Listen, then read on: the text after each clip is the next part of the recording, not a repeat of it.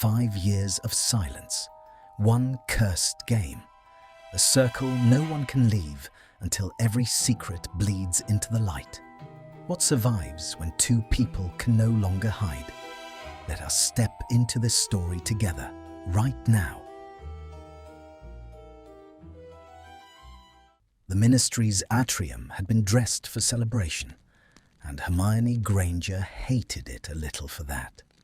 Someone had charmed the enchanted ceiling into a slow-turning carousel of midwinter stars, and the great fountain ran not with water tonight, but with something pale and luminous that smelled faintly of frost and lilies. Candle globes drifted at shoulder height, bumping gently against the crowd like curious animals. 5 years after the war, the Ministry had learned how to throw a party that made everyone forget, for a few hours, what these halls had once held. Hermione had never quite managed the forgetting. She stood near the marble column with a glass of elf-made wine she had no intention of finishing, and she watched the room the way she watched everything, carefully, from the edges, alert for the thing that would go wrong. She felt him before she saw him. That was the part she would never admit to anyone, least of all herself. The way the air seemed to change density when Draco Malfoy entered a room. A tightening, low in her chest, like the held breath before thunder. She turned her head a fraction, and there he was across the atrium, pale against the dark of his dress robes, a flute of champagne untouched in his hand. He was not looking at her. He never looked at her. Not directly. Not in 5 years of Ministry corridors and shared committee rooms and stiff, clipped exchanges over case files. They had perfected the art of being in the same space while granting each other nothing. He had grown into his face. That was an irritating thing to notice, and she noticed it anyway. The boyish sharpness had settled into something quieter, more guarded. A man who had learned to hold himself very still, as though stillness were a kind of apology no one had asked him to make. There was a silver ring on his right hand that caught the candlelight when he lifted the glass he didn't drink from. Don't, she told herself. Don't catalogue him. You have spent 5 years not cataloguing him. Don't start tonight. A laugh broke across the room. It came from the cluster near the fountain, where a knot of younger Ministry staff had gathered around a wizard Hermione vaguely recognized from the Department of Mysteries. Pelham, or Pellinor, something archaic. He was holding aloft a small wooden box, dark with age, its lid carved in a spiral that seemed to move when she didn't look at it straight on. Found it in the Hall of Forgotten Amusements, the man was saying, his voice gone loud with wine and delight. They were going to incinerate the lot. Centuries of perfectly good entertainment, gone. I rescued this one. Pre-statute, they think. Veritas et audacia. He pronounced it like a flourish. Truth and daring, the original game. Hermione's stomach performed a slow, instinctive contraction. She had spent enough years around old magic to know that amusement and harmless were rarely the same word. Come on then, someone called. Open it. The box was already opening. It did so on its own, the carved spiral on the lid unwinding with a sound like a long exhale. And from inside rose a soft amber light that spread across the floor in a widening ring. People laughed and stepped back and stepped forward again, charmed by the novelty of it. And Hermione watched the ring of light expand and felt the first cold finger of warning trace down her spine. It's a binding game, she said, to no one, to the column beside her. Nobody heard. The light had found the room's geometry now and was drawing a great luminous circle across the polished floor, and people were laughing inside it, lifting their glasses, unaware that a circle of that kind, drawn by magic that old did not exist merely to be pretty. She set down her wine. She meant to leave. She had every intention of crossing to the lifts and going home to her flat, and her cat, and her stack of briefs, of being precisely the sort of sensible woman who did not get caught inside enchanted parlour games at ministry functions. She had taken 3 steps when the ring closed around her. It happened without ceremony. The amber light, which had seemed so soft, swept up from the floor in a sudden lattice that climbed the walls and met overhead in a dome, sealing the enchanted stars away behind a film of gold. The candle globes dimmed. The noise of the party guttered like a snuffed flame, and in the abrupt hush, Hermione heard her own pulse in her ears. "Oh, marvellous," said the wizard who'd opened the box, though his delight had thinned considerably. It seems it doesn't open until we've, played." Panic moved through the circle in a low murmur. Hermione's mind was already cataloguing exits, counter-charms, the precise wording one used to dissolve a containment field of pre-statute origin, and finding with a cold lurch that she did not have it. None of them did. The magic was older than their counter-magic. It had been built in an age that did not believe in escape clauses. "No one leaves," she said, and this time her voice carried, clear and steady in the way she had trained it to be steady when everything in her wanted to shake. "Until the circle's complete, until every person inside it has answered truthfully or done what's asked. That's how these were made. The game finishes you, or you don't finish at all." Heads turned to her, and one head, across the dome of gold light, turned too, slowly, reluctantly, as if pulled by a string he resented. And for the first time in 5 years, Draco Malfoy looked directly at her. The contact lasted perhaps a second. It went through her like cold water down the back of the neck. What happened next happened fast, and was, she would think later, almost merciful in its speed. The amber light surged again, brighter, and the circle did not simply hold them. It began to choose. The crowd of 40 thinned. One by one, in pairs and clusters, the guests who stood nearest the outer edge were lifted gently, irresistibly, and set down beyond the boundary, blinking and free as the dome contracted. The game wanted a smaller stage. It was culling the players down to the ones with something unfinished between them, the way these old enchantments always did, seeking out the knot of tension in a room and tightening around it. Hermione tried to move toward the shrinking edge. The floor would not let her. Her feet held to the marble as though rooted, and around her the circle narrowed and narrowed, releasing the laughing strangers, releasing the man with the box, releasing them all until the dome of gold light was no larger than a small room, and the only sound inside it was 2 people breathing. The light settled.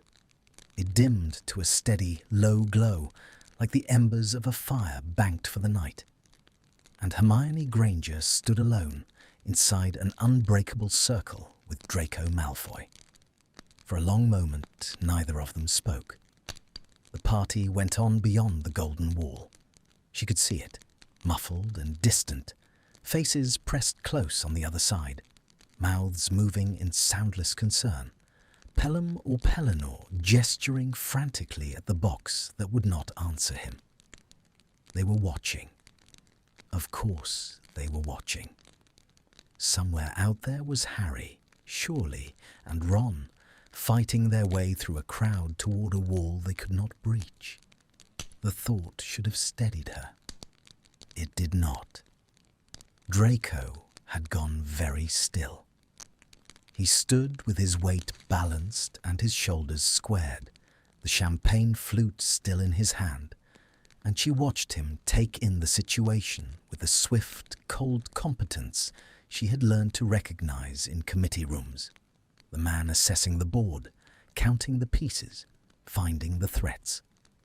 His grey eyes moved from the golden wall to the floor, to her, and something flickered behind them that he closed away before she could name it. "Granger," he said. His voice was low even, and there was no warmth in it and no cruelty either, just the careful flatness he wore like the rest of his armour. "Tell me you know how to break this." "I don't," she said. A muscle worked in his jaw.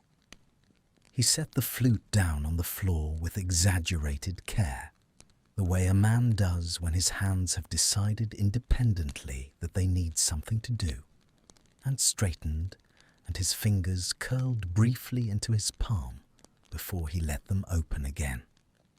"Of course you don't," he said. The one time the brightest witch of our age would be genuinely useful. "It's pre-statute binding magic, Malfoy. There is no countercharm because it was made before the concept of a countercharm existed. The only way out is through." She heard her own voice climbing toward the brittle register she despised and pulled it down by force. "We complete the circle. We play. It releases us. We play." He repeated the words as though they tasted of something rotten. "You and I. Truth or dare. Unless you have a better idea." He didn't answer. He turned away from her instead, a small, sharp movement, and pressed his palm flat against the golden wall, and she watched the light flare white where his skin met it, and watched him snatch his hand back with a hiss, the burn already blooming red across his palm. He held it against his chest and breathed once, hard, through his nose, and she saw the muscles of his back go rigid beneath the fine dark cloth. So, he'd known it would hurt and tried anyway. That told her something she did not want to know about how badly he wanted to be anywhere but here, alone, with her. The feeling was, she thought, entirely mutual. "It won't let us out," she said quietly. "I told you." "You did." He didn't turn around. "You so rarely miss a chance to be right." She let that go. She was good at letting things go where he was concerned. She'd had years of practice. She looked instead at the floor between them, where a new thing had begun to happen. The amber light was gathering itself into a single point at the center of the circle, drawing upward, taking shape. It rose into a slender column of glowing letters, archaic and curling, that hung in the air at the height of her eyes and burned steadily in the dim. She read it. Her mouth went dry. Draco had turned back. He read it too. And she watched the colour drain from his already pale face, watched the cool composure he wore like a second skin falter at the edges, just slightly, just for a heartbeat. The words hung between them in light, patient, and absolute, and they did not ask. They commanded. The game begins with the one who has hidden the most. Step forward. Choose. Truth or dare. And the floor beneath Hermione's feet, gently and without any possibility of refusal, began to move her forward. The floor did not push her so much as insist. It was the gentlest compulsion she had ever felt, and the most absolute. A slow, irresistible sliding of the marble beneath her shoes, carrying her toward the column of burning letters as though the room itself had decided she was the one who has hidden the most. Hermione's heart slammed against her ribs. She thought of every locked drawer in herself, every careful omission she had practiced until it felt like truth, and she understood with a sick lurch that the game had looked into both of them and chosen her. She came to rest before the hovering words. The amber light washed her face in gold. Behind the sealed wall, the party had gone frantic and silent, faces crowding the boundary, and she did not let herself look for the ones she loved among them, because she knew that if she found Harry's eyes now, she would lose the thin composure she had left. "Truth," she said. Her voice came out steadier than she had any right to expect. "Or dare. I have to choose. Choose dare." Draco's voice cut across the small space, low and quick. He had not moved from where he stood, but every line of him had gone taut, the burned palm still cradled against his chest. "Whatever it asks you to do, do it. Don't give it a truth. You don't know what it'll take." She looked at him. It was, she realized, the first useful thing he had said. The first thing that sounded less like contempt and more like warning, as though some part of him had calculated the danger and did not want her walking into it blind. The realization unsettled her more than the flaw had. "And if the dare is worse," she said. His jaw tightened. He didn't answer, because of course he had no answer, because neither of them knew the shape of the thing they were trapped inside. The letters shifted. The game had been listening. It rearranged itself with a soft sound like pages turning, and a new line burned into being beneath the first, and this one was not a menu of choices. It was the choosing made for her. You hesitate. Hesitation is its own confession. Truth, then. No. Hermione started, and the word died in her throat, because the compulsion that had moved her feet now moved into her chest, into her lungs. A warm and terrible pressure that gathered behind her sternum and began, with infinite patience, to pull words up out of her like a hook drawing a fish from deep water.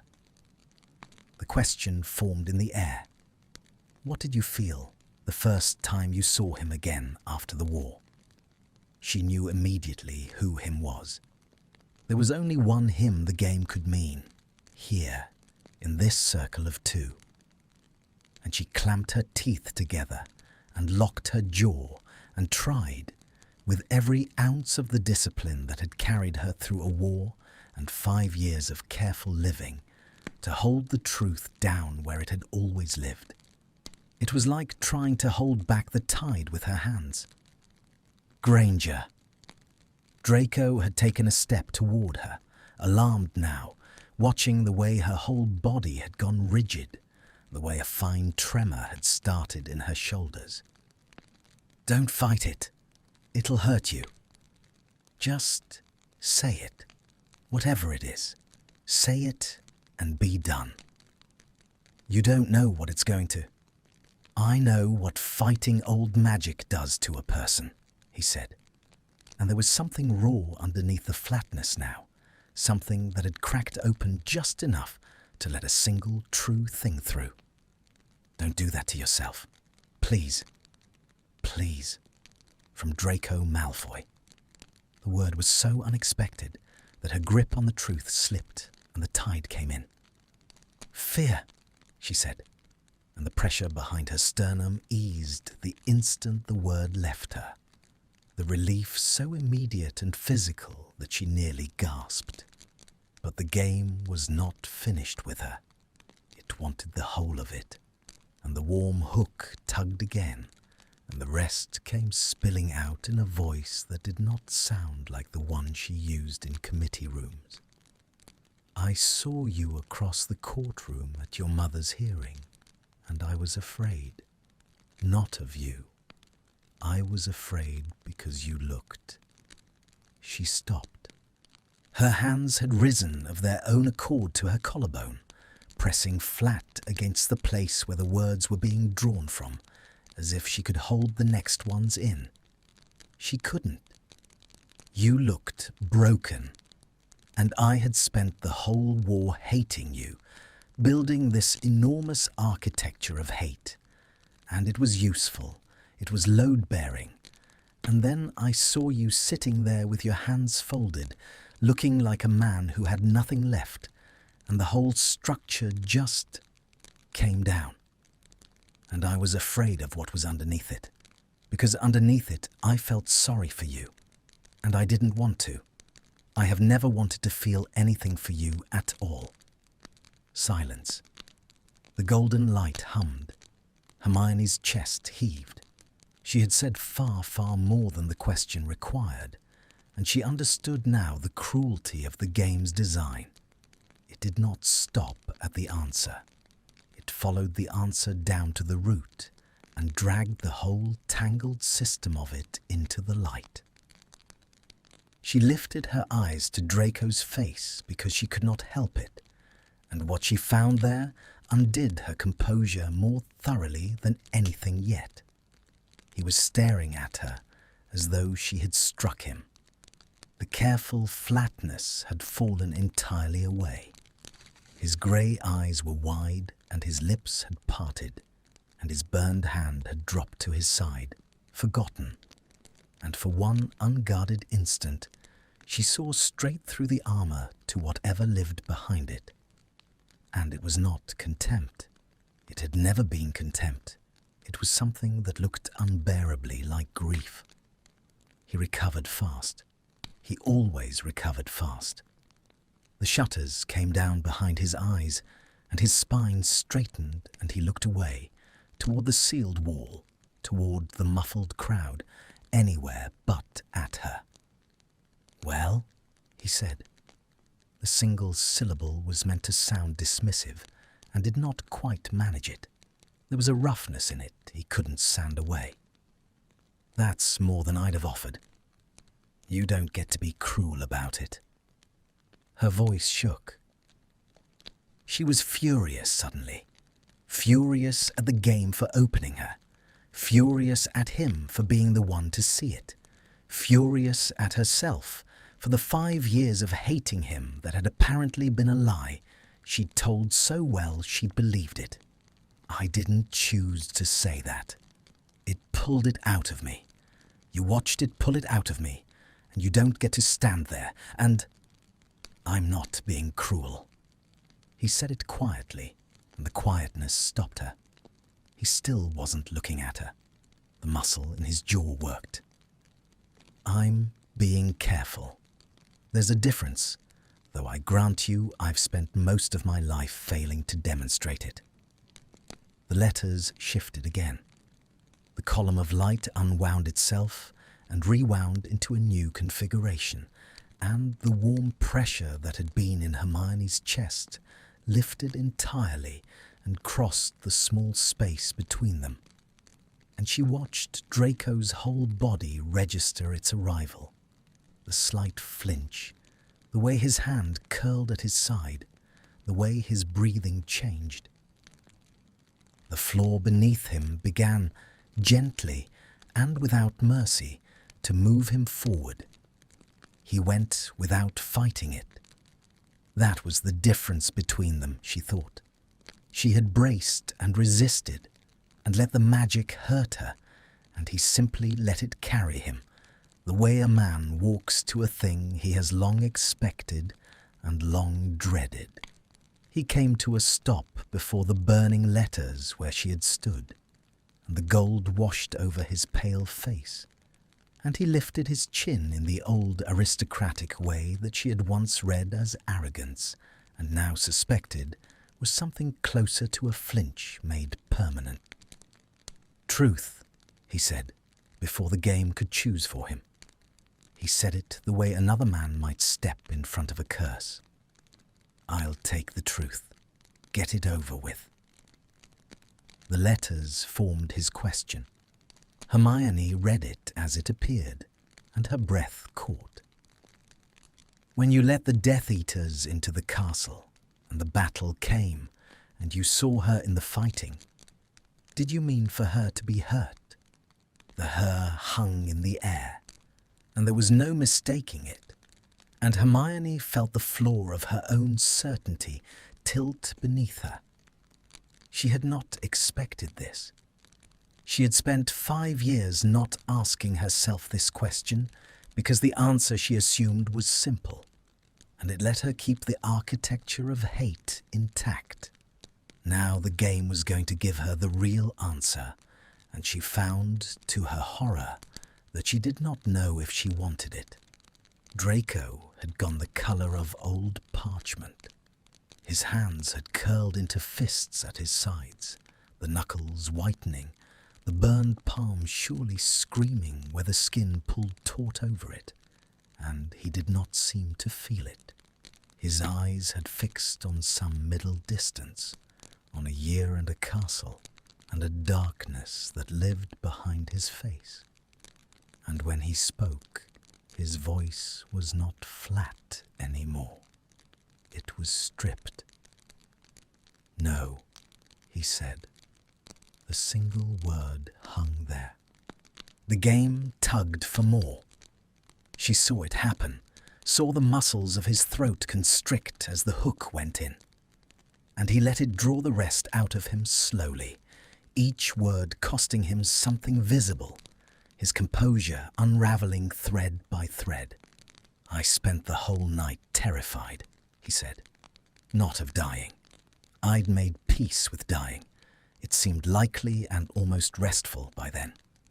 I was terrified of finding one of you dead in a corridor and knowing I'd opened the door that let it in. I went through that castle." He stopped. His jaw clenched. The tendons stood out in his neck. "I went through that castle looking for the 3 of you, not to turn you in, to find you first, to get to you before they did. I told myself it was because you were leverage. I told myself a great many things that year." His grey eyes came up then and found hers, and the look in them was naked and ruined and held nothing back at all because the game would not let it. "I have never once in my life meant for you to be hurt. I have done a great many things I'll carry to my grave, but not that, never that." The truth left him, and the pressure released him, and he sagged. Just slightly, just at the shoulders, a man sat down after carrying something too heavy for too long. He looked away from her. His burned hand had begun at last to register its pain. She saw him notice it, saw the wince, and watched him fold it once more against his chest, with a tenderness toward his own hurt that she had never imagined him capable of. Hermione stood very still inside the circle of gold light and felt the enormous load-bearing architecture of 5 years come down around her a second time, and did not know what she was supposed to build in its place. The party beyond the wall had gone utterly silent in her perception. There was only the hum of the enchantment, and the 2 of them, and the column of letters beginning once more to turn. The letters unwound and reformed, and this time they did not burn with a question. They burned with a command, and the word that surfaced at the heart of the golden column made Hermione's stomach drop. Dare. She understood then that the game had a rhythm to it, a cruel sense of proportion. It had taken 2 truths and laid them bare, 2 confessions that had cost them both more than either had meant to pay, and now just wanted something else.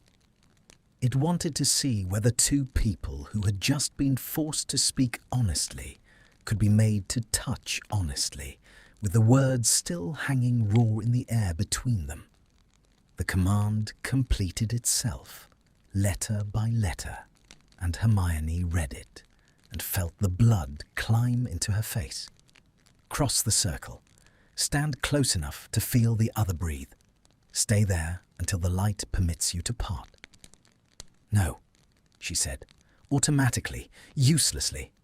It doesn't take no. Draco's voice had gone rough. He had read it too. She watched his throat move as he swallowed. We established that. It pulled a confession out of you, and a worse one out of me. A dare is the kind part.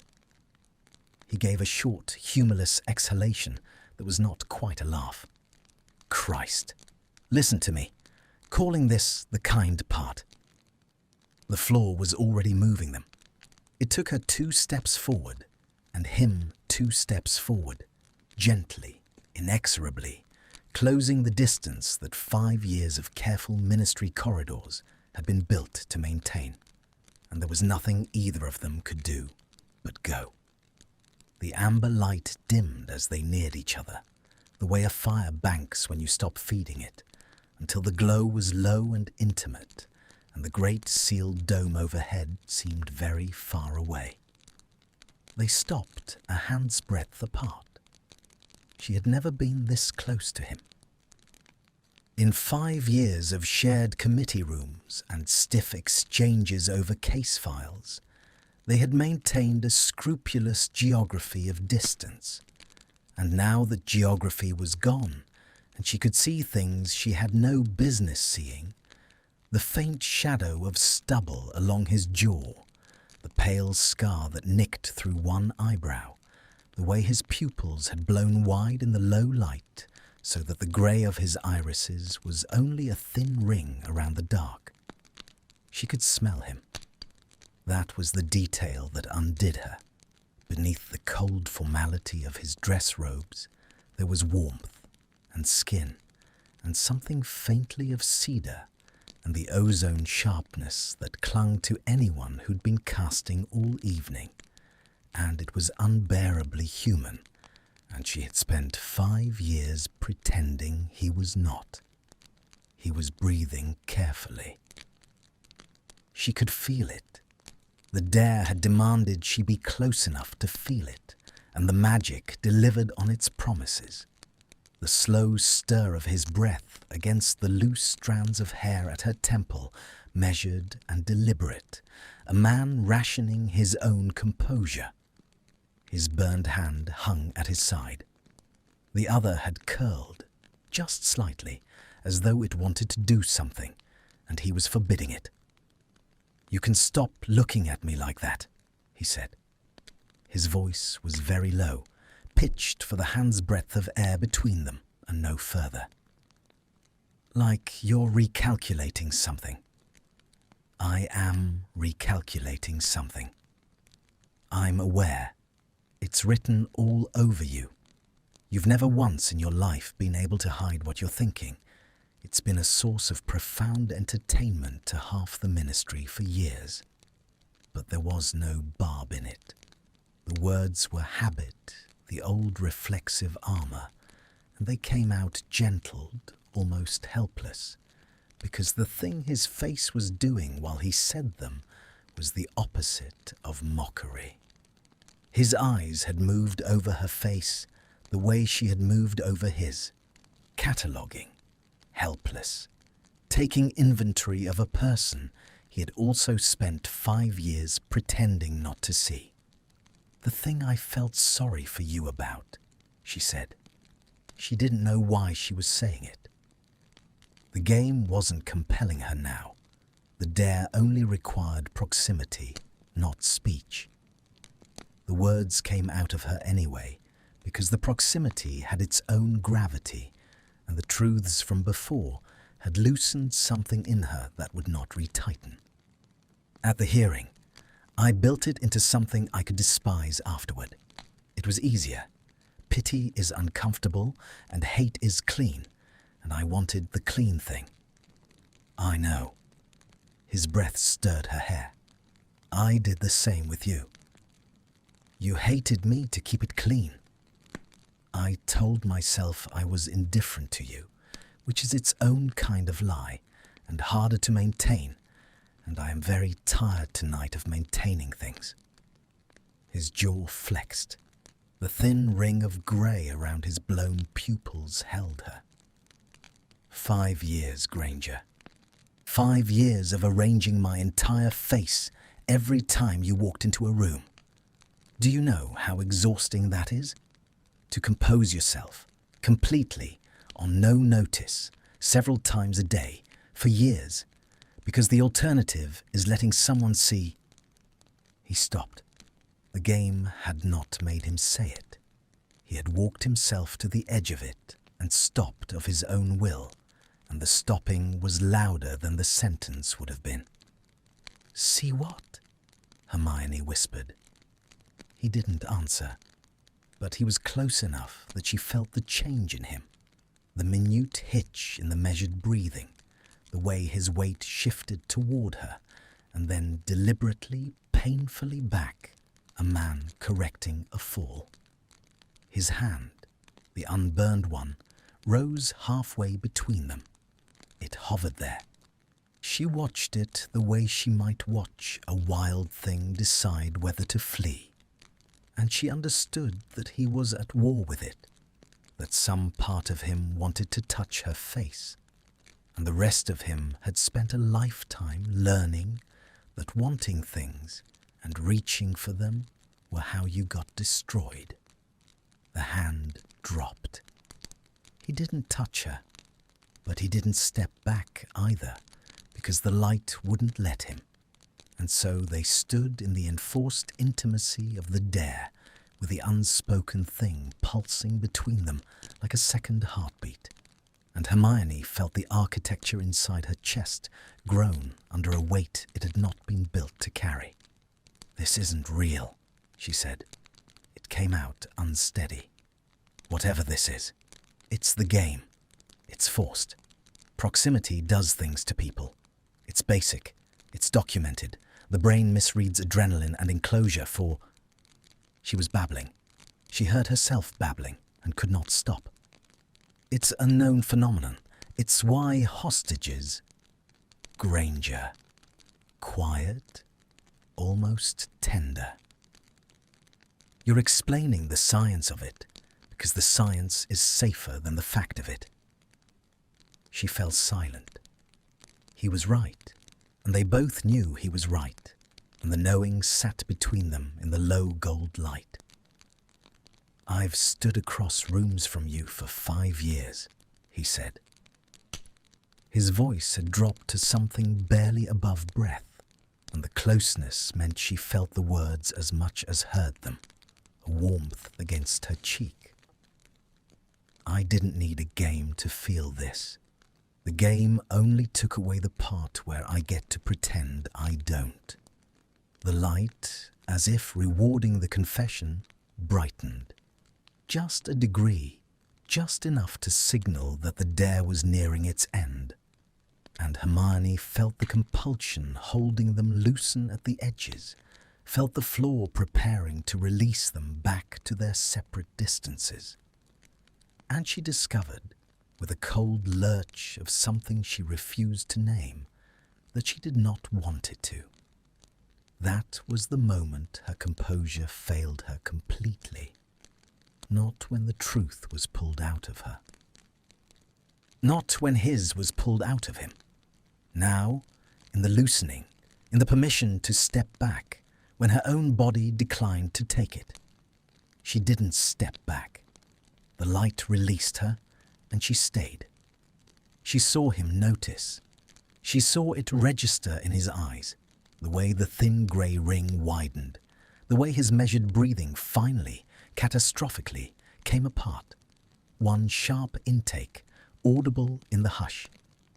His hand rose again, the unburned one, and this time it did not hover and did not flee.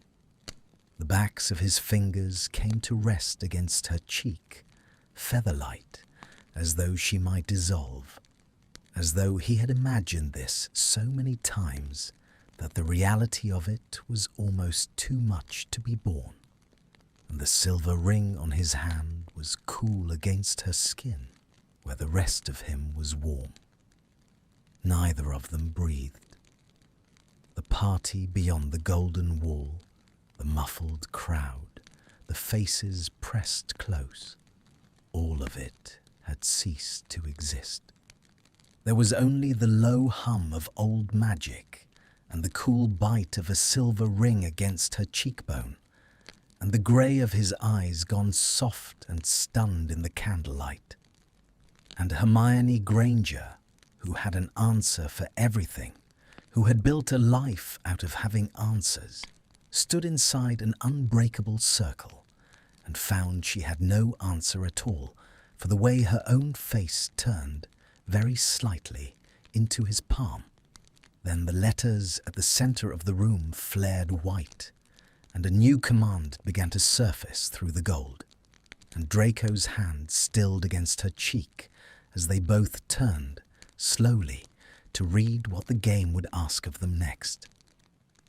The white letters cooled to gold as they finished forming, and the word at the heart of them was truth again, and beneath it the question assembled itself, stroke by stroke. And Hermione felt Draco's hand go rigid against her cheek before she had finished reading it. The manner. The day they brought her to your drawing room. Where were you, and what did you do? His hand fell away from her face. It did not drop so much as retreat, and she felt the loss of it like a draught through an opened door. The colour that had warmed his face during the dare drained out of it all at once, leaving him the grey-white of a man who has heard a sentence read aloud in a courtroom, and he took a step back. The floor permitted it now, and then another, until there was distance between them again, the old safe geography reasserting itself because he had reached for it on purpose. "No," he said. The word was hoarse. "Not that. Anything but that. I'll—" His hands had begun to shake. She watched him notice and clamp them into fists at his sides, the knuckles bleaching, the burned palm surely shrieking, and ignored. "I'll take a dare. I'll take any dare it wants to give me. I'll put my hand through that wall again. Not this." But the game did not bargain.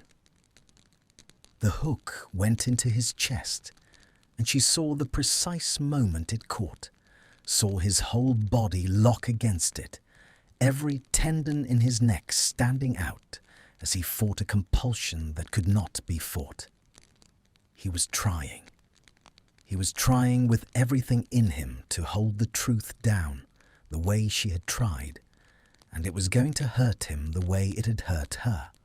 Worse, because what he was holding was worse. Draco. His name came out of her before she had decided to use it. She had never once called him by it. It landed in the room with a strange weight, and she saw it reach him through the agony, saw his eyes flick to her. "Don't fight it. You told me that. You told me that. It'll tear you apart. Just let it come." "You don't want to hear this," he ground out. The sweat had started at his temples. "You were there, Granger. You were on the floor of that room, and you don't want to hear where I was standing while it happened. You don't. Let it come." And he broke. Not into tears. She would think later that it might have been kinder if he'd wept. But into a terrible, flat, unstoppable honesty, the words pulled out of him in a voice scraped down to nothing. "I was by the fireplace," he said. "I stood by the fireplace because it was the farthest I could be from the center of the room without leaving, and I knew I couldn't leave. because leaving would have been a kind of mercy, and mercy was the one thing none of us were allowed. My aunt had her wand on you. You were on the floor. His eyes had gone to that middle distance again, to the year and the room that lived behind his face, and his breathing had become something ragged and effortful. And she asked me to confirm it was you, to say your name. Because if I named you, if I gave them the three of you for certain, it would have ended things. It would have meant the Dark Lord. It would have meant the war won in an afternoon in my own drawing room. He stopped. The muscles of his jaw worked. The next words came slower, dragged over stone. And I looked at you, bleeding on the floor of my house, and I lied. I said I wasn't sure. I said your face was too swollen to tell. I stood by the fireplace, and I lied to my aunt's face with the Dark Lord one flu call away, and I watched them hurt you for my hesitation because I would not say your name. The silence that followed was enormous. Hermione could not move. The scene he was describing lived in her too. She had her own nights of waking with the memory of that floor, that ceiling, the carved word that Aunt had cut into her arm. But she had never once, in 5 years, placed him in it. In her memory of that room, he had been a smear at the edge of her vision, a Malfoy, part of the apparatus of her torment. She had never let him be a person standing by a fireplace, refusing to speak, paying for the refusal in the only currency that house dealt in. "You lied for me," she said. The words came out faint. "You let them. You took the consequences of not naming me. I never knew that. All these years I thought... You thought I stood there and enjoyed it." His voice had flattened back toward control, but the control was a thin skin over something molten. "Why wouldn't you? I'd given you no reason to think otherwise. I'd given you 16 years of reasons to think exactly that." He looked at his own hands as though they belonged to someone else. "I have spent 5 years grateful you remembered it that way. It was less than I deserved, but it was clean, like you said. Easier for both of us if I was simply the coward in the corner. I didn't want the other thing. I didn't want you to know I'd..." He stopped, swallowed. "That I'd done one decent thing in that house, because the one decent thing doesn't balance anything. It doesn't undo the rest of it. It just means I knew exactly what was right and chose it precisely once when it suited me. And that's almost worse than never knowing at all." "Stop," Hermione said. He looked at her, startled. "Stop doing that. Stop arranging it so the most generous thing you ever did becomes another stick to beat yourself with." She had crossed half the distance between them without deciding to. Her feet had moved on their own. "You were 17. You were a child in a house full of murderers, with your mother's life and your own measured out in your usefulness. And you looked at the girl you'd been taught your whole life to despise, bleeding on your floor, and you lied to save her. Do you understand what that is? That isn't the one decent thing in a sea of cowardice. That is the bravest thing I have ever heard, and you've carried it for 5 years like it was a crime." He stared at her. Whatever he had braced himself to hear from her, contempt, fresh horror, the confirmation of his lowest estimate of himself, it had not been this. The shutters behind his eyes, the ones he could lower on no notice, would not come down. He stood exposed in the gold light with his composure in pieces around him, and looked at her as though she was speaking a language he had given up hope of ever hearing. "Why are you..." His voice cracked clean across the middle. He stopped and started again. Why would you defend me? After what you just heard? After everything? Because it's true, she said, and her own voice had thickened, and she became aware that her eyes were stinging.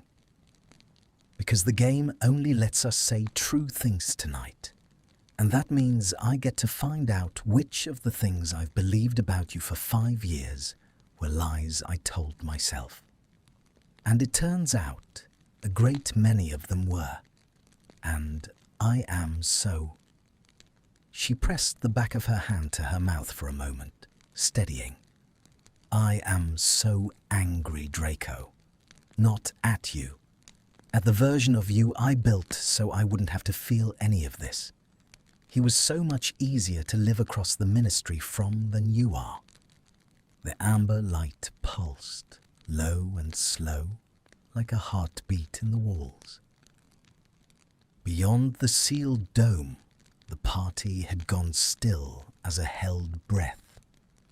And somewhere out there, the people who loved her were watching her cross a circle toward a man she had spent half a decade hating. And she did not look for them, because she did not want to be talked out of where her feet were carrying her. Draco's hands had unclenched. The fight had gone out of his shoulders, not into defeat, but into something more dangerous, a kind of helpless openness. A man who has been braced against a blow for so long that gentleness arrives like a different kind of impact, one he has no defense prepared for. His eyes were wet at the rims, and he had not let the tears fall, and the effort of not letting them was written in every line of his face.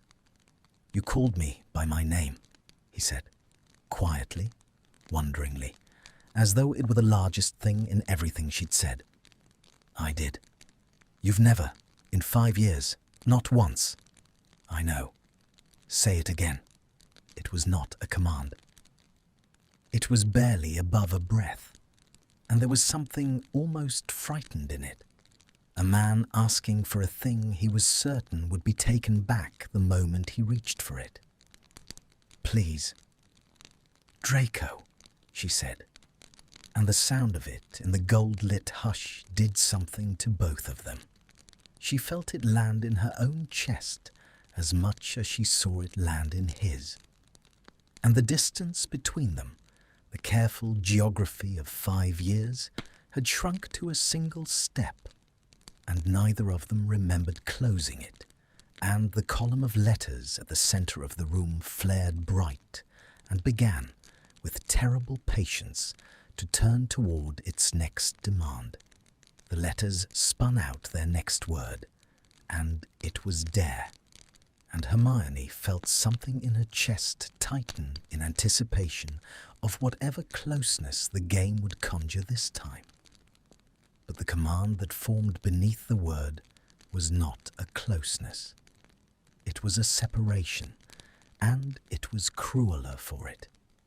Step to opposite edges of the circle. Stand apart. Speak no word, and make no move until the light releases you.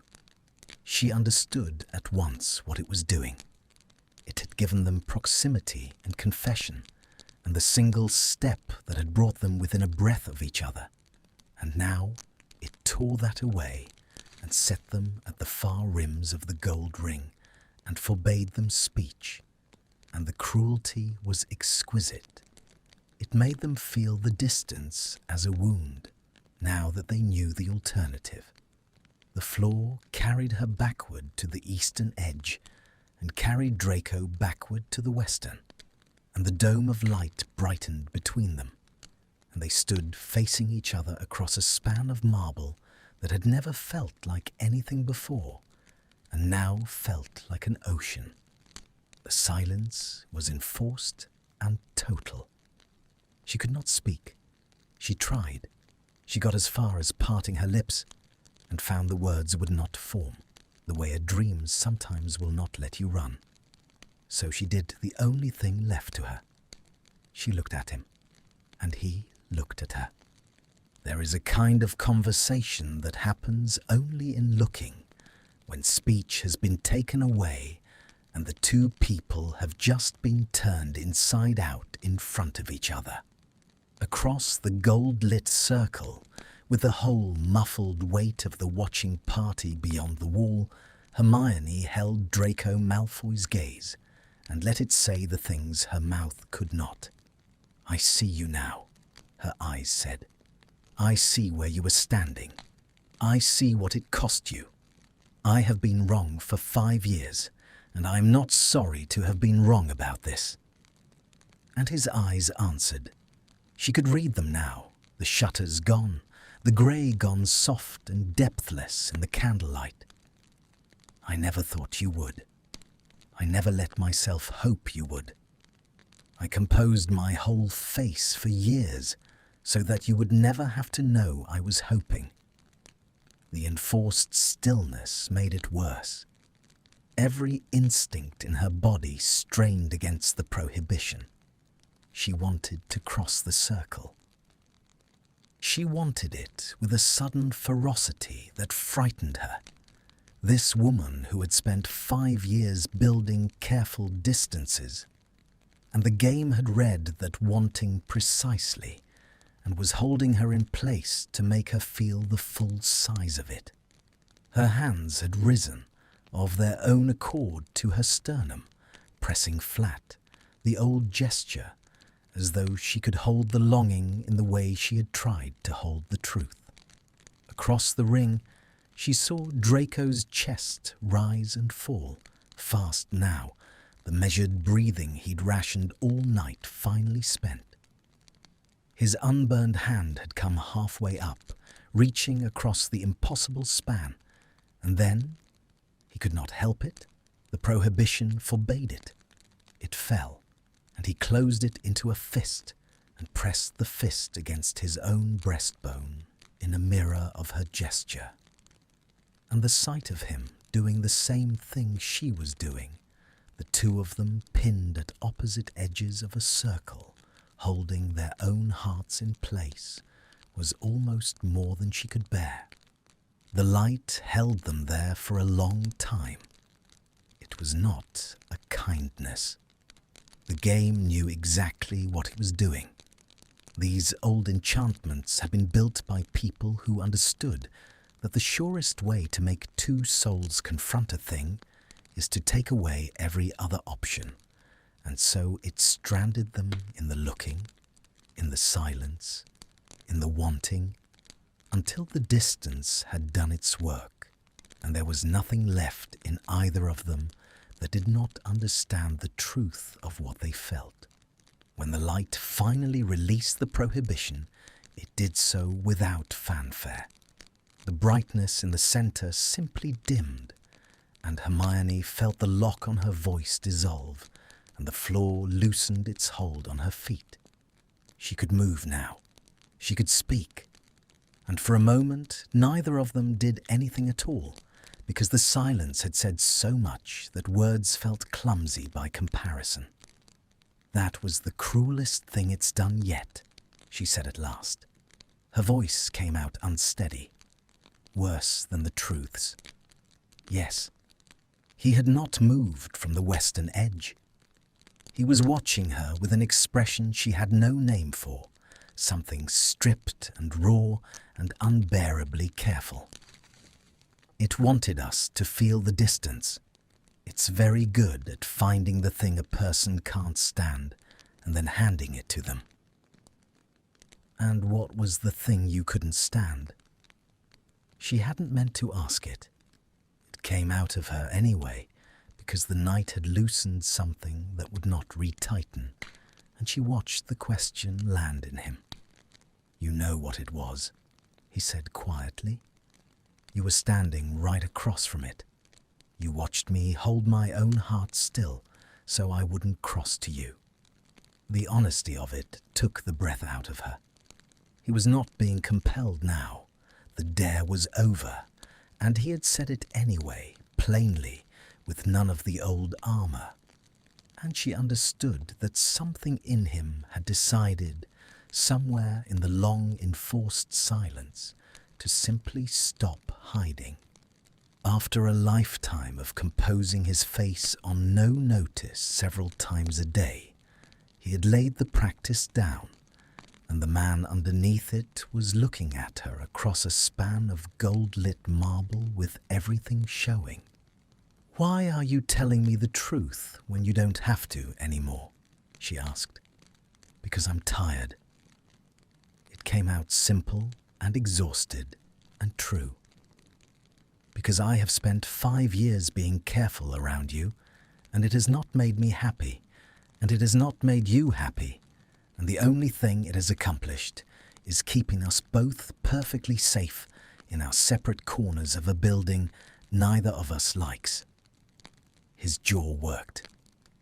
"And because the game is going to make us tell the truth anyway, sooner or later, about all of it.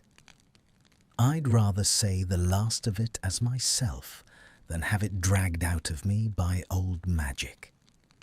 I'd like, just once, to choose the honest thing instead of having it forced on me." She crossed the circle. She did it slowly this time, with full intention, no compulsion in her feet but her own, and she watched him register each step, watched the careful stillness in him fracture as she came closer. She stopped before him, within the hand's breadth the dare had once demanded. Only now there was no dare demanding it, only her choosing it. And she looked up into his ruined grey eyes and felt the heat of him, and the cedar and ozone of him, and the cool gleam of the silver ring on the hand that hung trembling at his side. "Then choose it," she said. "Say the rest of it, the thing the game hasn't asked yet. I can see it in you. Say it before it makes you." His breathing had gone to pieces. The hand at his side rose, and this time she did not watch it like a wild thing deciding whether to flee, because there was no question of fleeing anymore. It came to rest at the side of her face, the whole warm span of his palm against her cheek and jaw, the silver ring cool at the corner of her eye, and he held her face as though it were the only fixed point in a world that had spent 5 years tilting. "I have been in love with you," he said, "since the day you stood in that courtroom and looked at me with something other than hate, and I did not know what to do with it then, and I have not known what to do with it for a single day since. I built a whole life out of staying away from you, because the alternative was this, was standing here, was saying it, was watching your face while you decided what to do with it."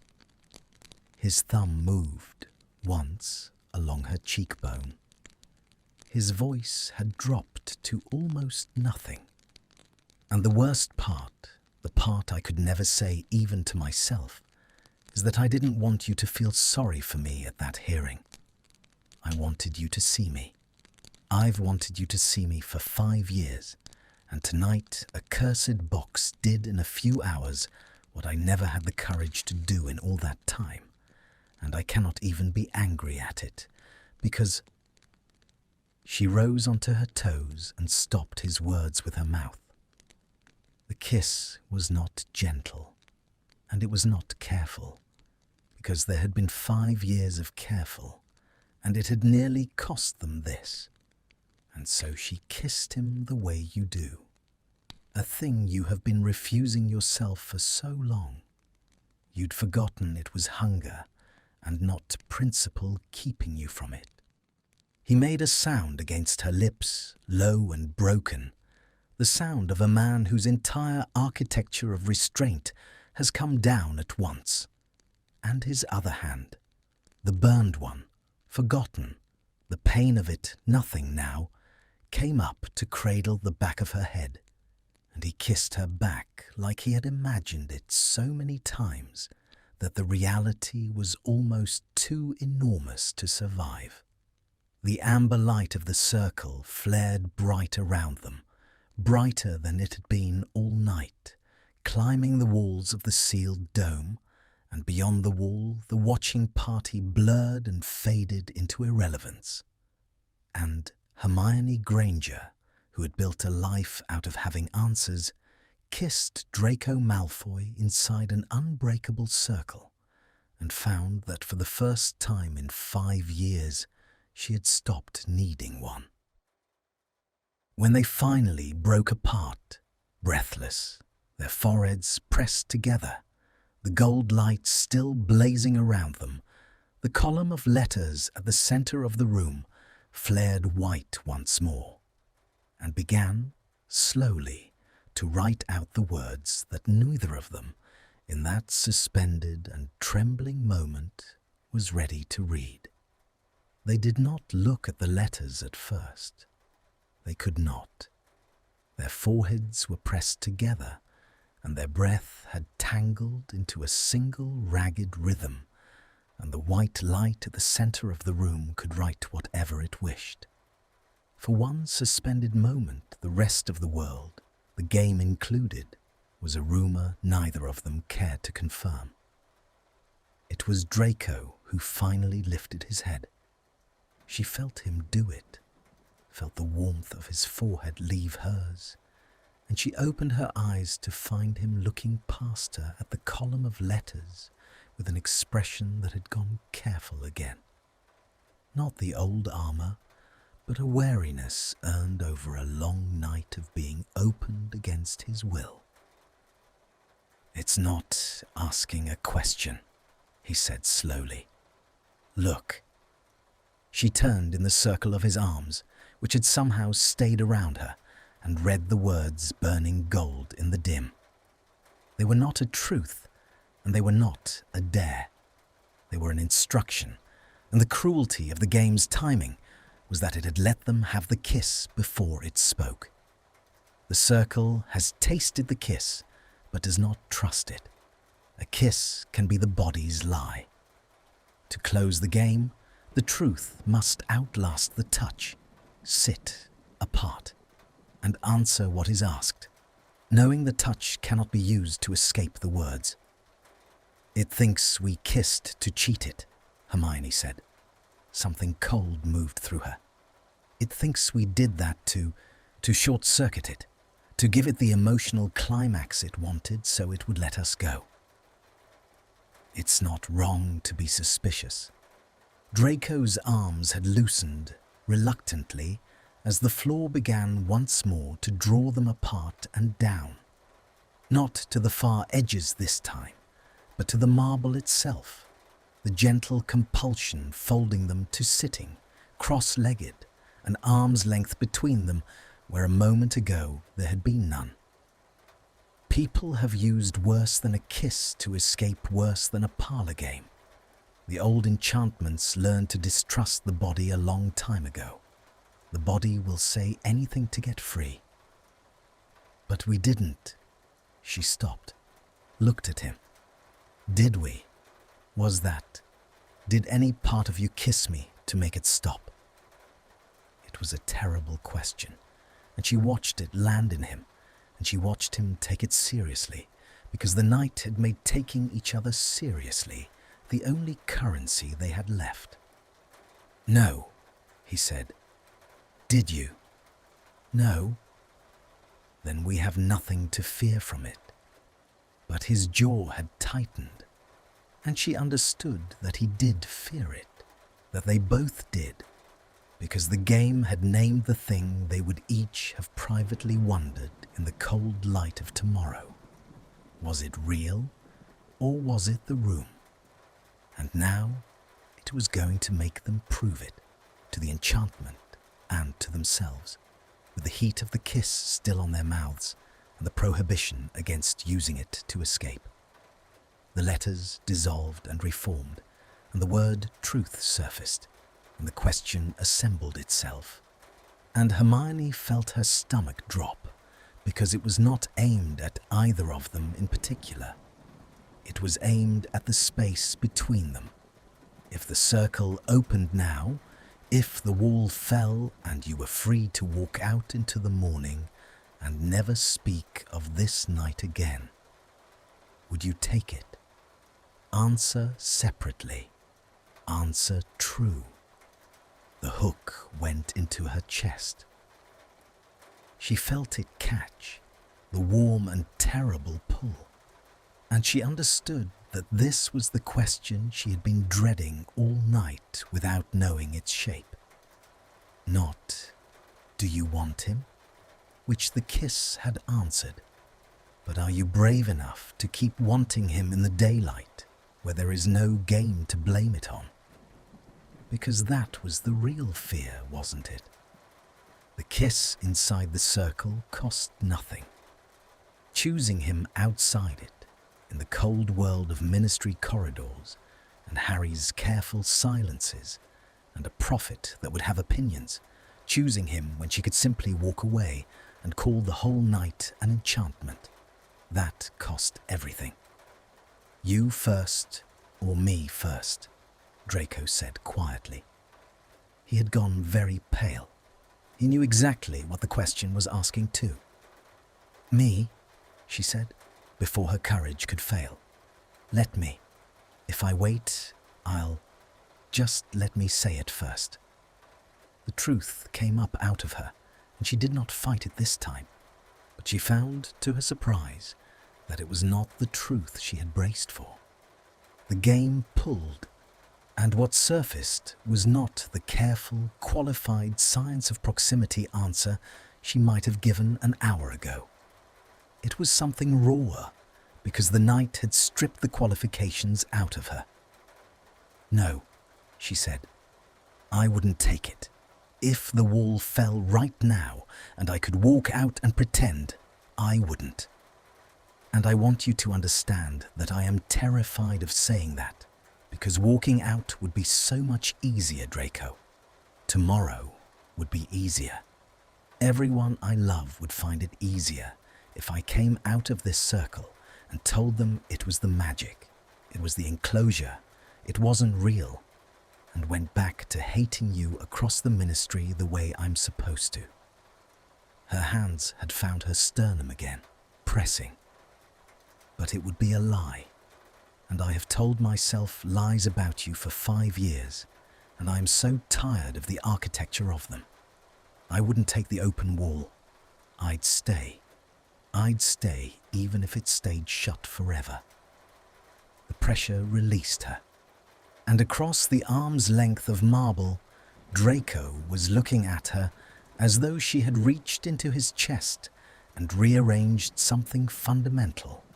His lips parted, his grey eyes wet and stunned, and she realized the game had been kinder than she'd thought. It had made her say it first, before his answer, so that he could not simply echo her, so that whatever he gave now, he would have to give from himself alone. The hook went into him. She watched it catch, and she watched, with her heart in her throat, the way his hands curled against his knees, the knuckles whitening, the burned palm pulling tight, the old reflexive bracing of a man who has spent his life expecting the truth to be used against him. "Don't fight it," she said softly. "We're past that now. Just let it come.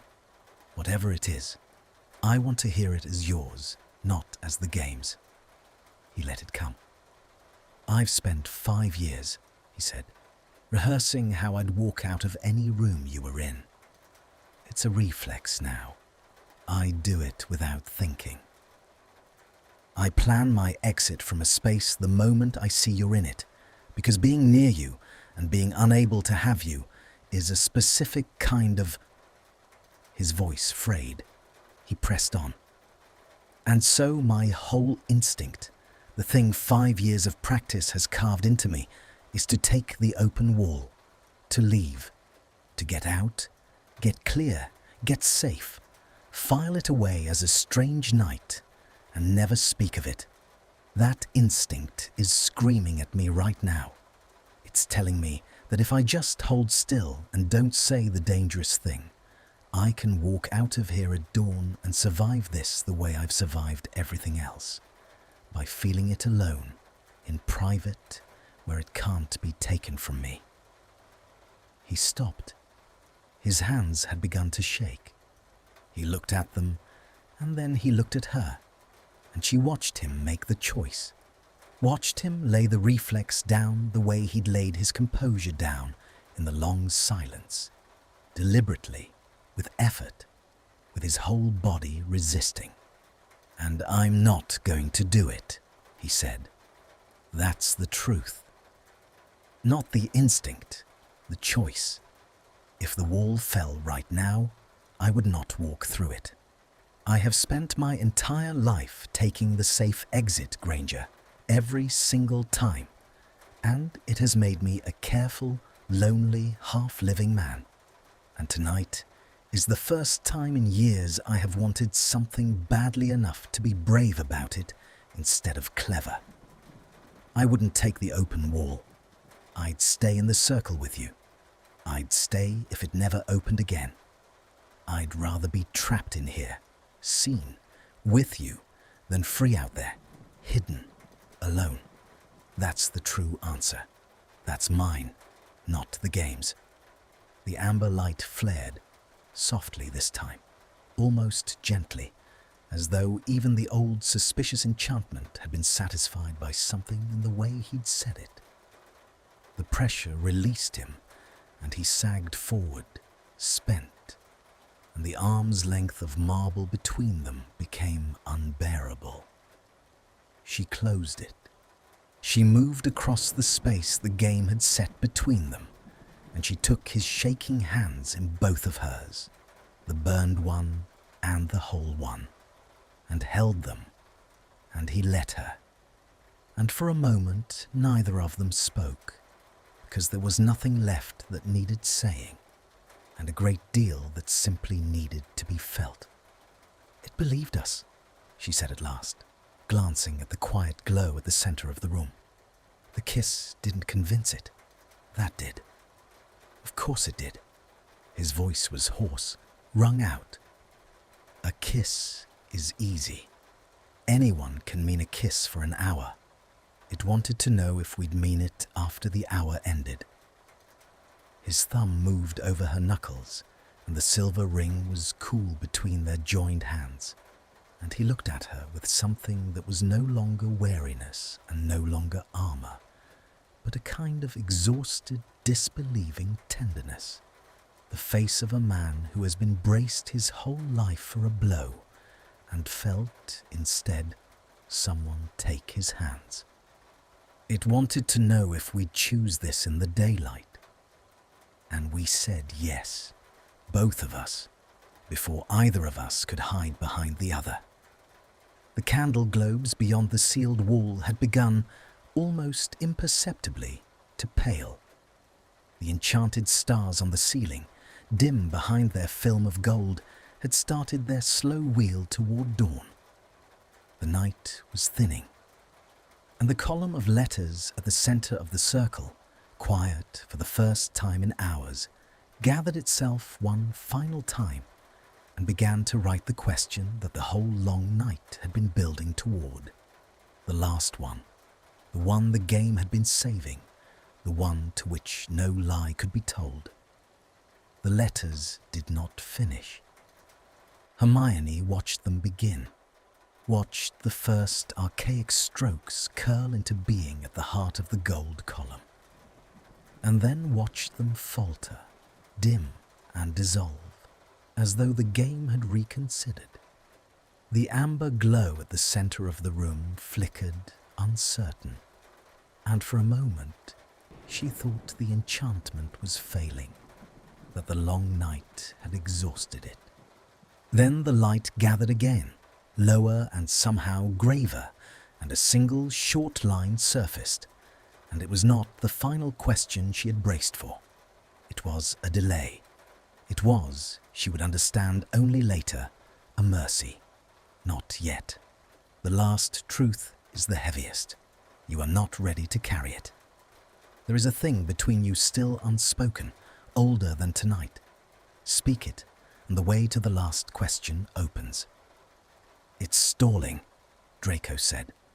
His voice had gone rough with confusion. His hands were still in hers. He had not let go, and neither had she. Why would it stall? It spent all night dragging things out of us as fast as it could find them. I don't think it's stalling. Hermione was reading the line again, and a cold understanding had begun to move through her.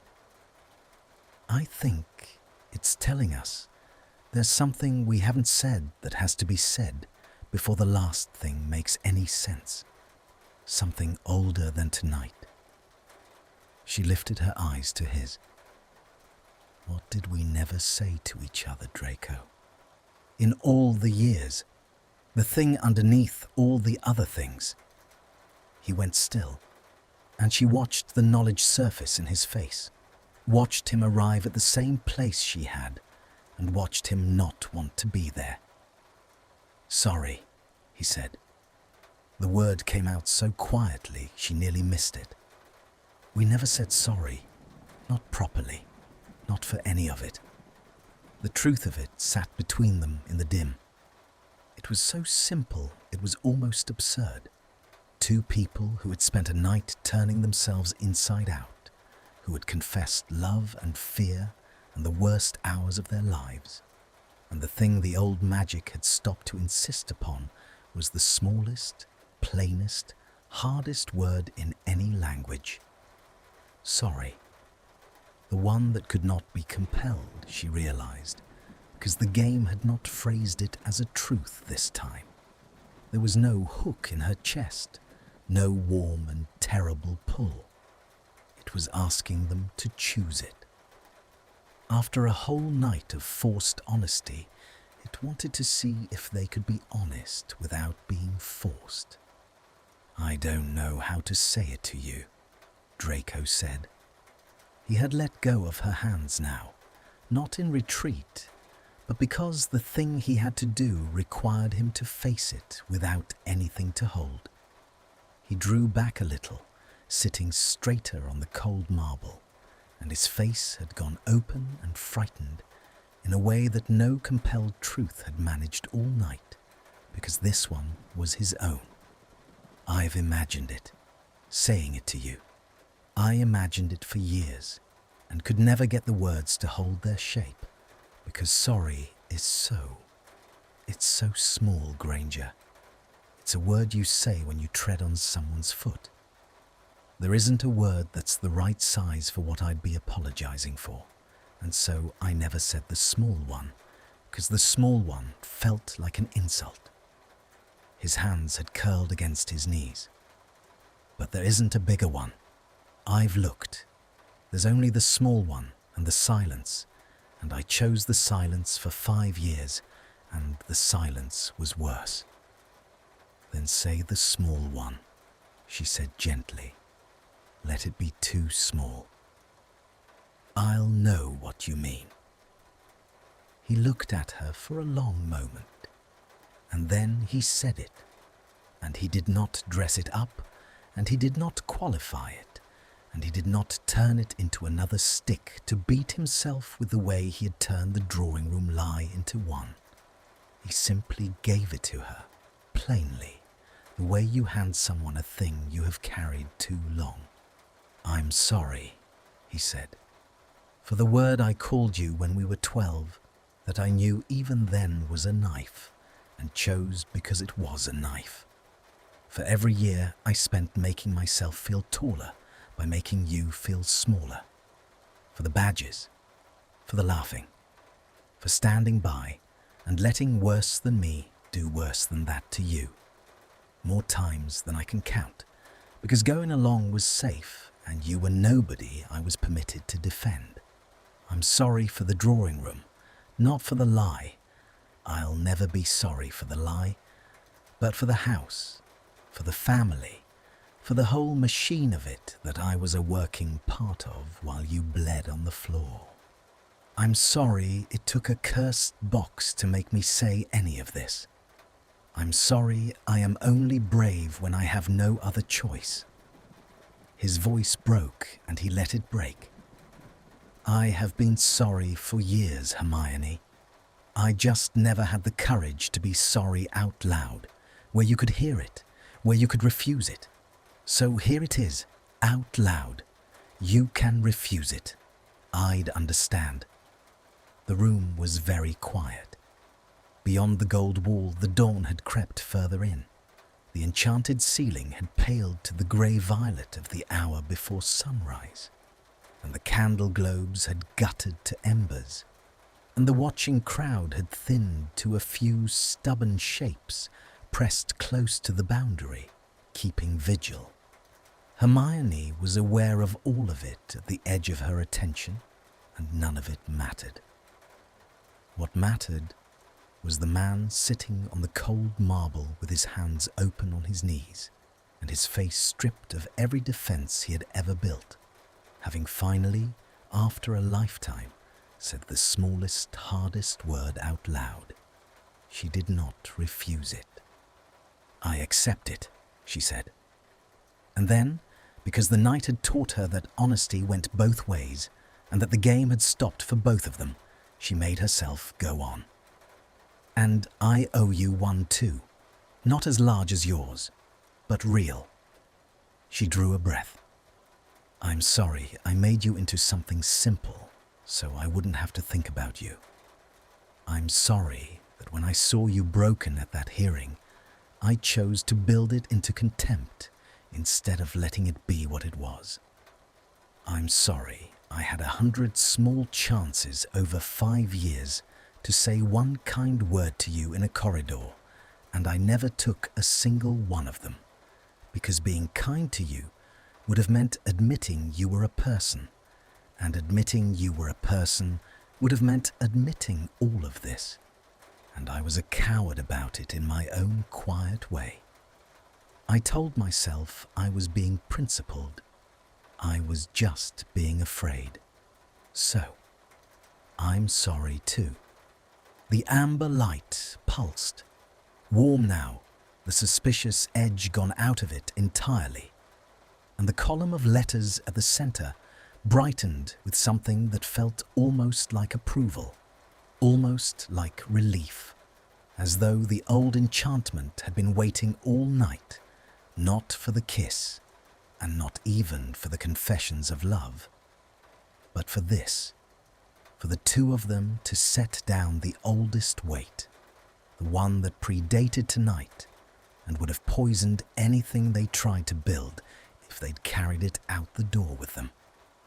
"It wanted this before the last question," Hermione said softly, understanding fully now.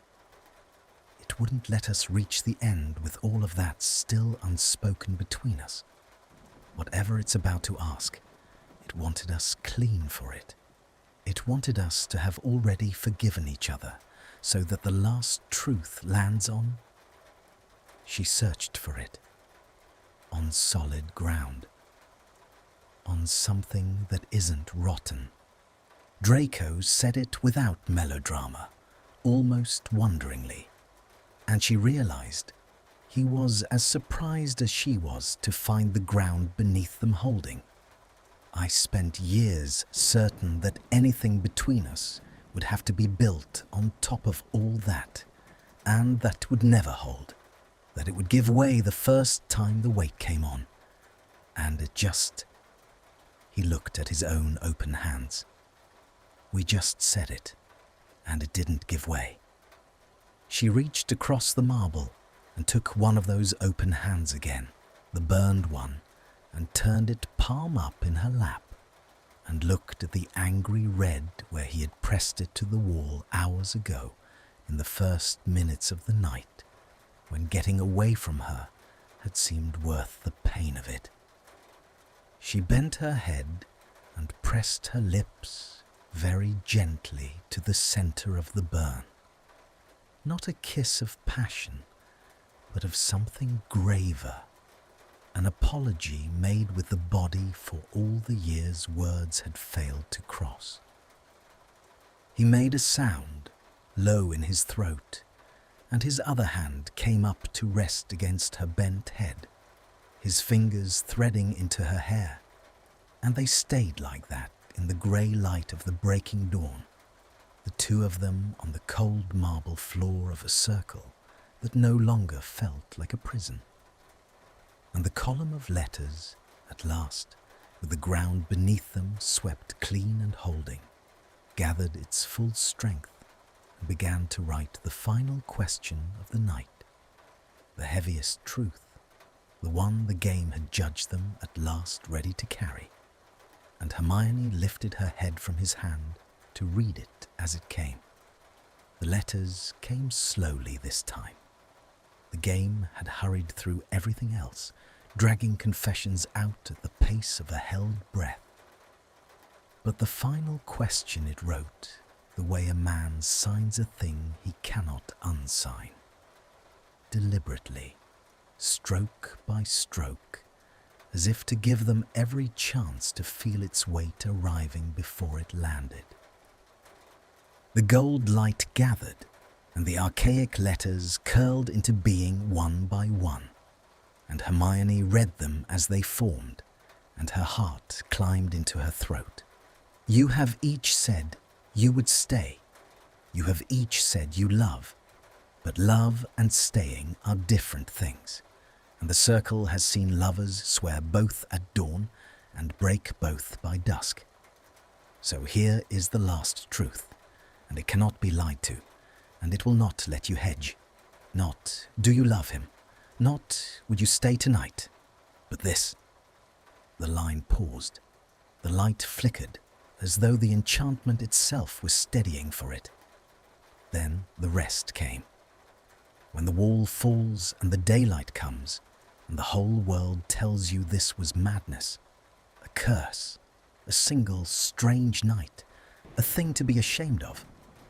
Will you build a life with him in the open, where everyone can see, and call it yours, and not let go of it when it costs you? Answer, together, at the same moment. The circle will know if even one of you flinches.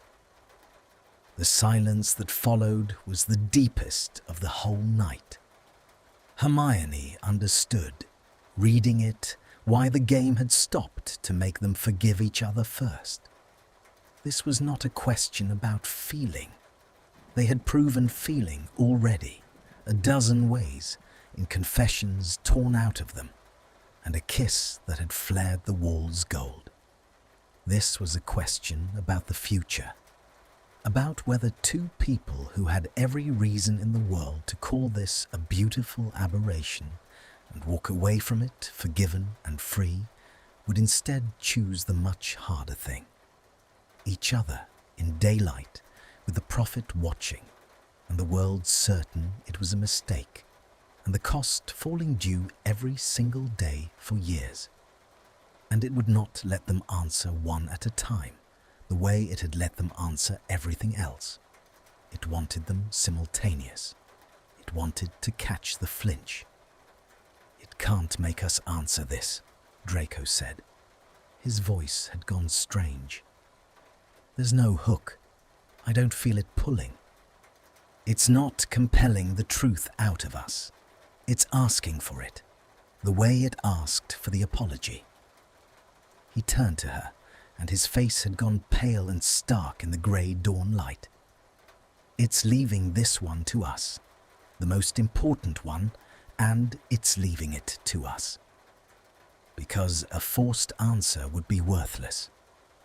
Hermione's hands had risen to her sternum again, and she made herself lower them, made herself stop hiding behind the old gesture. It dragged the small truths out of us, because we'd never have given them otherwise.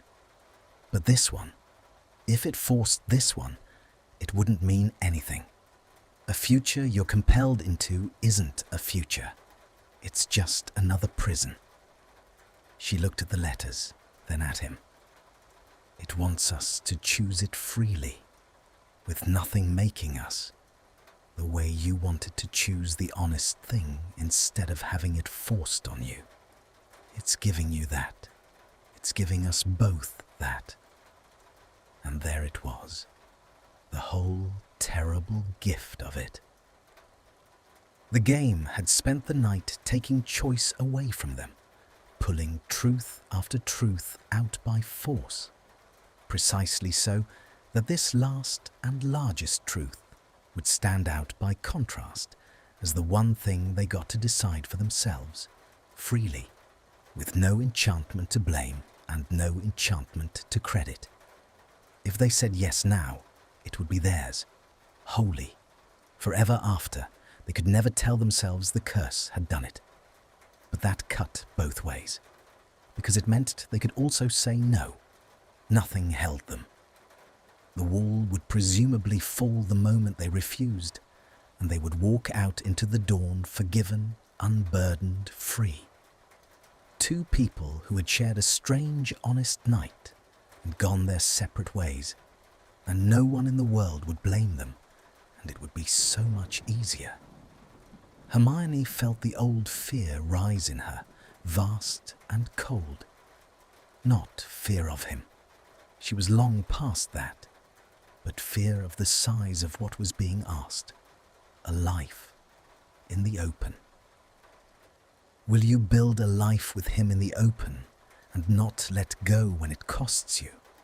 She thought of Harry's face, of Ron's, of her parents who barely remembered her, of the prophet, of the whispers, of the years of proving to a world that would never quite believe it that this was real, that she had not been bewitched, that she had chosen this man whose name was a synonym for everything the war had cost. She thought of how much of her life would become an argument she had not asked to have. And then she looked at Draco, and she watched the same fear move through him, worse in him, because he had more to be afraid of, because the world would be crueler to him than to her, because every cost she imagined falling due would fall harder on his side. She watched him sit very still on the cold marble and stare at the letters and understand the full price of a yes. And she waited for him to flinch, because she would not have blamed him for flinching, because the safe exit was right there, and he had taken the safe exit his whole life. He didn't flinch. He turned to her instead. "I'm afraid," he said, plainly, no armor. "I want you to know that. Not so you'll talk me out of it, so that when I say yes, you'll know it's not because I'm not afraid. It's because I am, and I'm saying it anyway. That's the only kind of brave I've ever managed, the kind that's terrified the whole time." His grey eyes held hers. "I have thought about a life with you so many times that I've worn the thought smooth. I never let myself believe I could have it. And now, a cursed box is offering it to me on the condition that I be braver than I've ever been in the daylight, every day, for the rest of my life. And the honest truth is, I don't know if I have it in me." His jaw tightened. "But I know that walking out of here without you is a thing I will regret until I die. So I have to try, even afraid, even not knowing. I'd rather try and fail at the brave thing than succeed perfectly at the cowardly one again." "It has to be at the same moment," she said. Her voice was unsteady. It said, "the same moment, or it'll know." "I know." "Are you sure?" She had to ask. The night had been built on asking. "Not the feeling. I know the feeling's real. The life, the open, the cost, years of it." "Are you sure, Draco?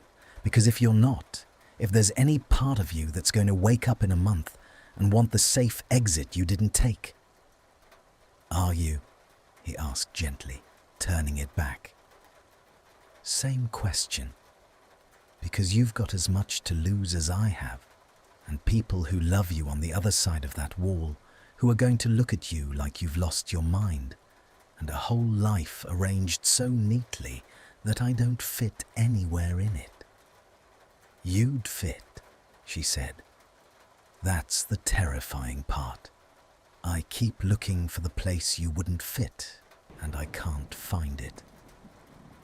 They looked at each other across the small span of marble in the grey-violet light of the breaking dawn, with the watching world a rumour beyond the gold wall and the last question burning patient in the air. And Hermione understood that there was nothing left to decide. The deciding had been happening all night, in every truth and every dare, and every inch of distance the game had forced, and every inch they'd closed on their own. This was only the saying of it. She reached out and took both his hands, the burned palm, the whole one, the silver ring cool between them. "On 3, she said softly. "On 3, he agreed. And his hands had stopped shaking, she noticed.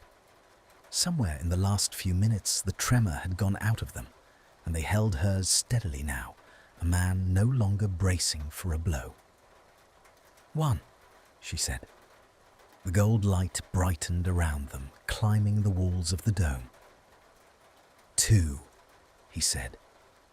Beyond the wall, the few stubborn watching shapes had gone utterly still, and the enchanted ceiling had paled to the first true silver of morning, and somewhere a clock she could not see was holding its breath at the edge of the hour.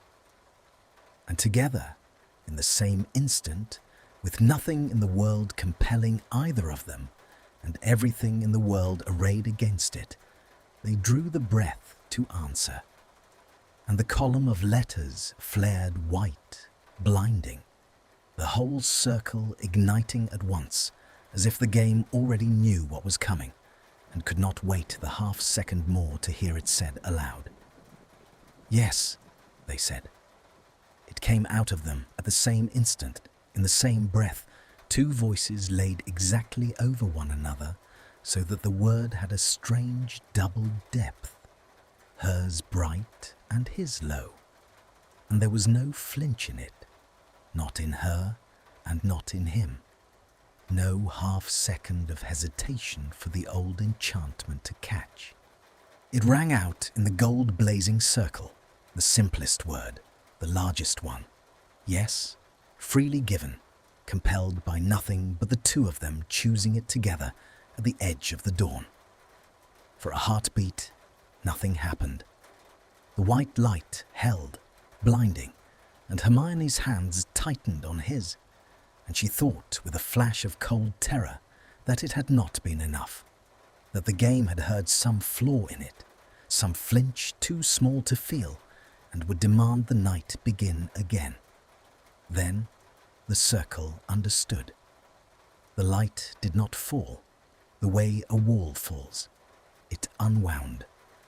The whole great dome of gold that had sealed them through the long night began to spin slowly down from the ceiling, gathering itself, the lattice of light unweaving thread by thread, the way the carved spiral on the box's lid had unwound hours ago to begin it all.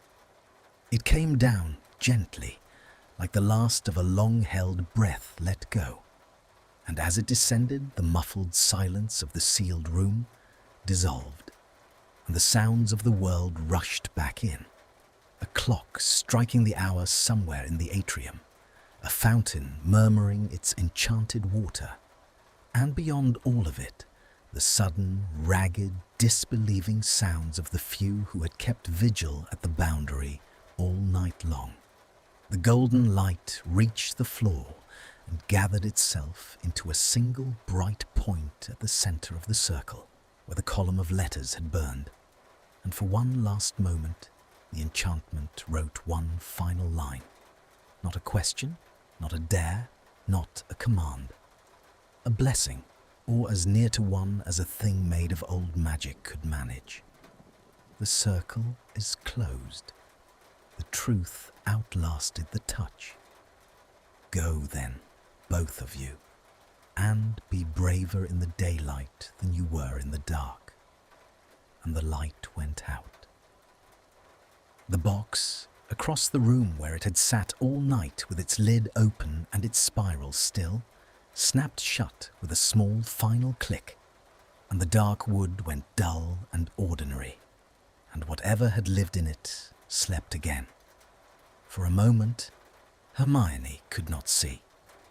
The blinding gold had left its ghost on her vision, and the atrium, in the grey light of true morning, seemed dim by comparison, the enchanted ceiling gone to the pale silver of dawn, the candle globes burned out and drifting low and spent. She was still on the cold marble.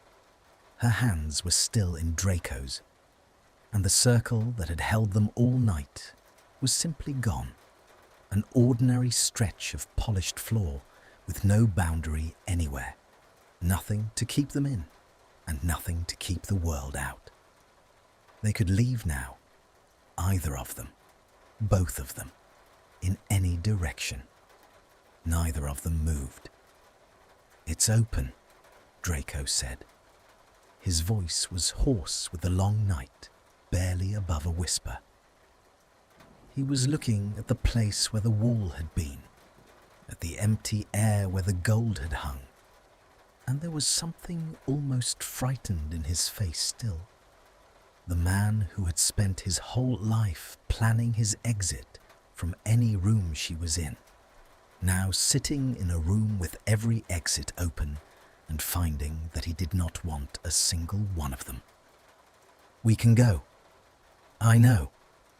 You could stand up and walk out right now, and the night would just be a strange thing that happened. You could let it be that." He turned to her, and his grey eyes searched her face in the thin morning light, and she understood that this was the last fear, the one the game could not reach, the one that lived in him so deep that no enchantment could pull it out. The fear that yes had only been true inside the circle, that the moment the magic let go, she would let go too. "The game can't make you stay anymore. There's nothing holding you here, but you," she said. "There's nothing holding me here but you, and that's enough. That's more than the wall ever was." She watched the words land. She watched the last of the fear go out of him. Not all at once.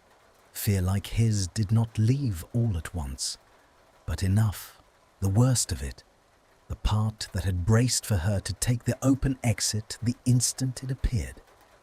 His shoulders came down.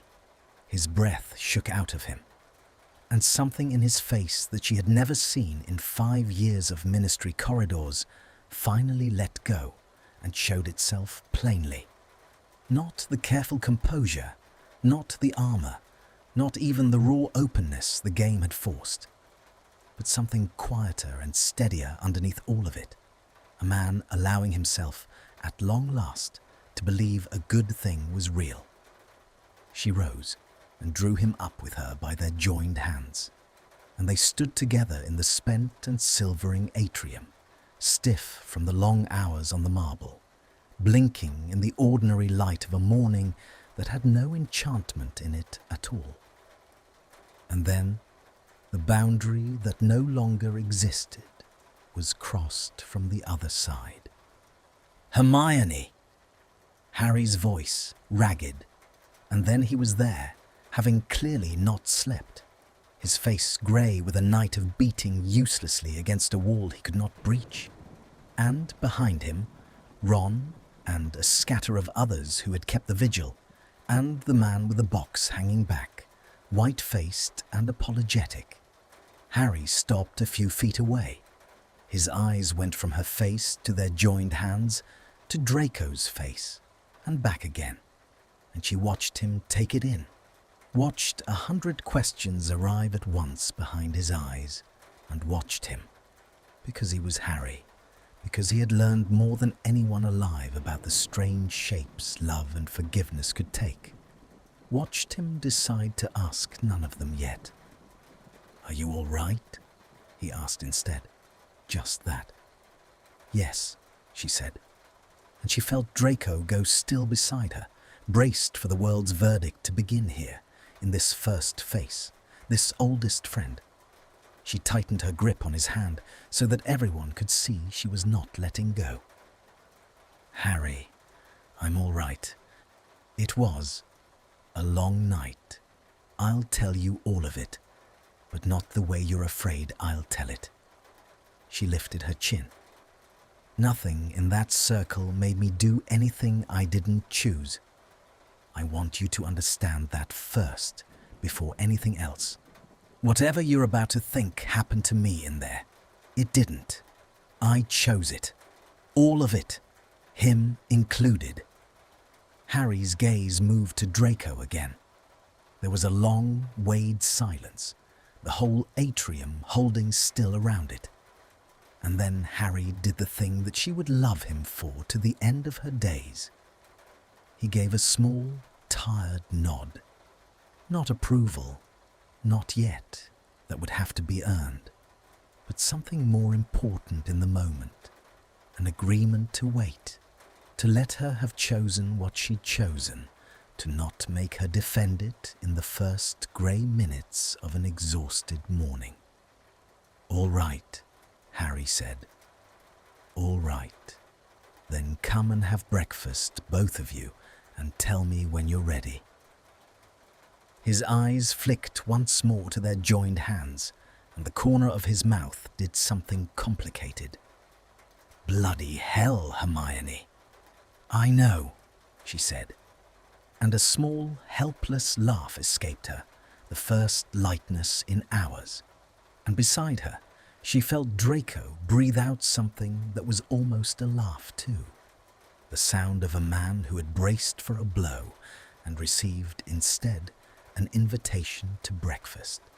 They walked out of the atrium together as the enchanted ceiling brightened from silver to the first pale gold of a true and ordinary sunrise. The vigil keepers fell in around them, and there would be questions later and a profit later, and years of the world being certain it was a mistake, exactly as the game had promised.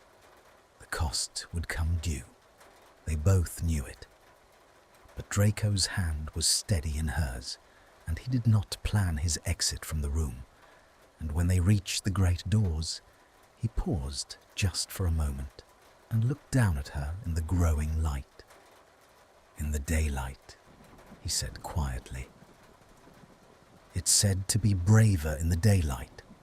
I've never managed it before, being brave when it wasn't forced on me."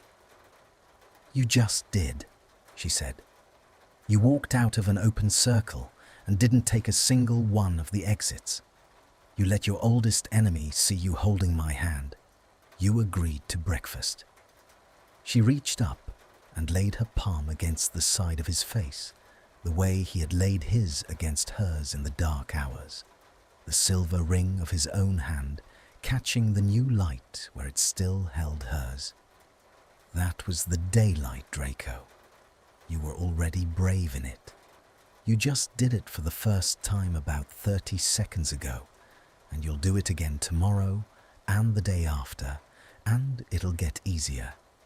I'll be there for all of them." And he turned his face into her palm, the way she had turned hers into his when the night was young and the game was cruel. And he closed his eyes, and for a moment, the exhausted, brilliant, terrified two of them simply stood in the doorway between the dark they'd survived and the day they'd chosen, and let it be true. Then he bent, and she rose to meet him, and they kissed, not the desperate, walls-flaring kiss of the small hours, with 5 years of refusal behind it, but something slower and surer and altogether braver. A kiss in the daylight, in the open, where everyone could see, with no curse to compel it, and no circle to excuse it, and nothing holding them together at all except the simple, chosen, unforced fact that they had each looked at the open door and decided, freely, to walk through it hand in hand. The morning light found them there and held them, and the long night was over. Not as a strange thing that had happened, but as the beginning of everything that came after. Thank you for staying until the end. I want to tell you a little about this story. When I wrote it, I kept thinking about one simple idea. We all hide, we build walls, we tell ourselves small lies so we don't have to feel hard things. Hermione did this. Draco did this too. For 5 years, they both pretended. There is one part I love the most. It is the moment Draco says, "I'm sorry." Just two small words. He says the words feels too small for everything he did, but he said anyway, and she does not refuse it. That moment is the heart of the story for me, not the kiss, the apology. While writing, I asked myself one question: what is harder, to love someone or to let them truly see you? I think being seen is harder. A kiss can be easy. Being honest every day in the daylight, that is a brave thing. So, what is the lesson? Maybe this: love is not only a feeling, love is a choice you make again and again, even when you are afraid. The game forced them to tell the truth, but the last truth they chose freely, and that is the only kind that matters. Be brave in the daylight. Thank you for listening.